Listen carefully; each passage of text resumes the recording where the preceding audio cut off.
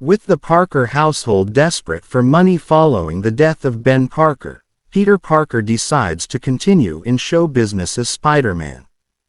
However, not only does he find it impossible to cash his paycheck made out to Spider-Man, but the irrational editorials by J. Jonah Jameson in the Daily Bugle effectively squelch his career. Besides denouncing Spider-Man as a publicity-seeking phony, J. Jonah Jameson also publishes articles lauding his son, John Jameson, a courageous astronaut about to be launched into orbit in a space capsule.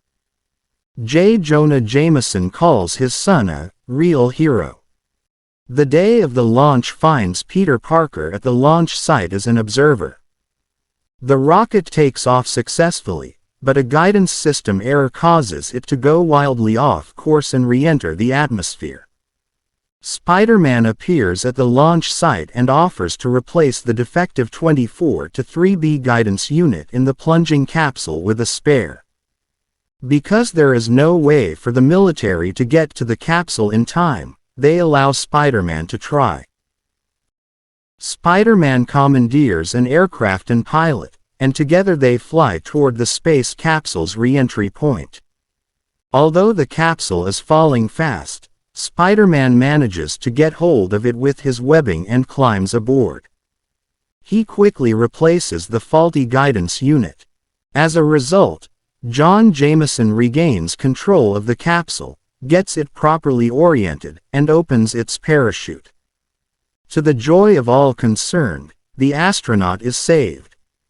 Thinking that Spider-Man has, at last, proved himself, Peter Parker is shocked when he reads J. Jonah Jameson's editorial in the next edition of the Daily Bugle.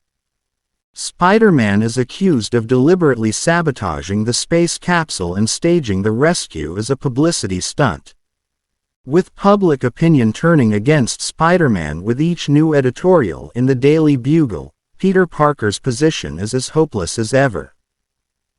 Still looking for a way to use his powers to make money, Spider-Man decides to try and join the Fantastic Four.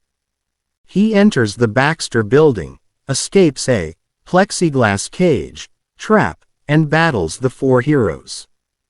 After explaining his intentions, he learns that the Fantastic Four are a non-profit organization and earn no salaries. He leaves disappointed, vowing to make the group look like pikers. Meanwhile, the Chameleon is using his multi-pocket disguise vest to infiltrate a defense installation in the Lark Building at the edge of New York City. Later that night, while mulling over the defense plans he has stolen, he hears about Spider-Man's visit to the Fantastic Four's headquarters. He deduces that Spider-Man has no legitimate way to earn a living and must be short of money. He once more infiltrates the defense installation, and, disguised as Spider-Man, steals the remainder of the missile defense plans. Spider-Man, who had been contacted with a phony job offer by the Chameleon on a special frequency that only his spider sense can pick up, arrives at the defense installation just after the Chameleon's departure. The security guards try to capture him, thinking he has stolen the plans. Evading capture, Spider-Man uses his elastic webbing to sling himself out over the harbor, then spins a web parachute to land safely. He grabs a boat and follows the Chameleon's helicopter to a waiting Soviet submarine. He quickly gains control of the helicopter, and he and the Chameleon return to the Lark Building. The Chameleon disguises himself as one of the security guards to avoid arrest, but after a brief battle, he is captured. Unfortunately, during the battle the guards believe that Spider-Man is the Chameleon in disguise, forcing Spider-Man to flee.